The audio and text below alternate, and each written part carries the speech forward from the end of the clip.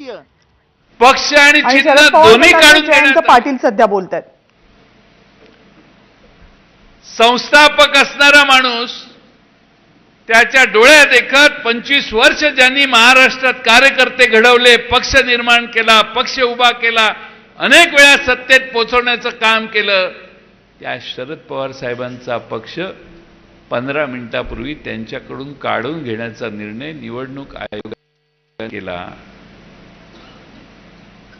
Supreme कोर्टाने सांगितलंय की आमदार कुठेही गेले तरी पक्ष त्यांच्या मागे जात नाही, पण तरी देखील निवडणूक आयोगाने निकाल दिलाय की आमदार आहेत म्हणून पक्ष तिकडं.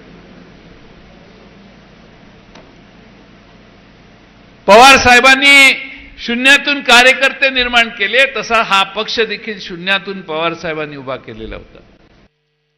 त्याची फळं चाकणारी अनेक जण आहेत.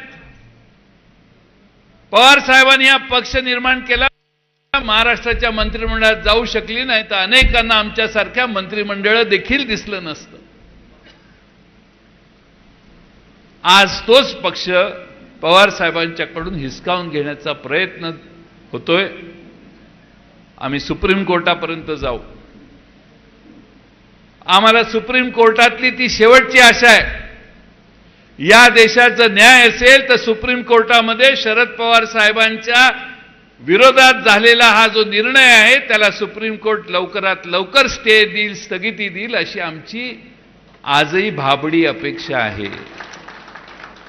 भाबडीला अंडरलाईन करतो मी, कारण या देशात काय चाललंय तुम्हाला सगळ्यांना माहिती आहे. पण ठीक आहे, परिस्थिती कशी असली तरी न डगमगणारे महाराष्ट्रातले पवार साहेबांच्या समर्थनात असणारे कार्यकर्ते निश्चितपणानं ताकदीनं येणाऱ्या परिस्थितीला तोंड देतील. घाबरण्याचं कारण नाही, विचलित होण्याचं कारण नाही. महाराष्ट्रात पवार साहेब जिथं उभा राहतील तिथं तो पक्ष उभा राहील, हा माझा विश्वास आहे. तुम्ही सगळ्यांनी देखील मनापासून ठेवा.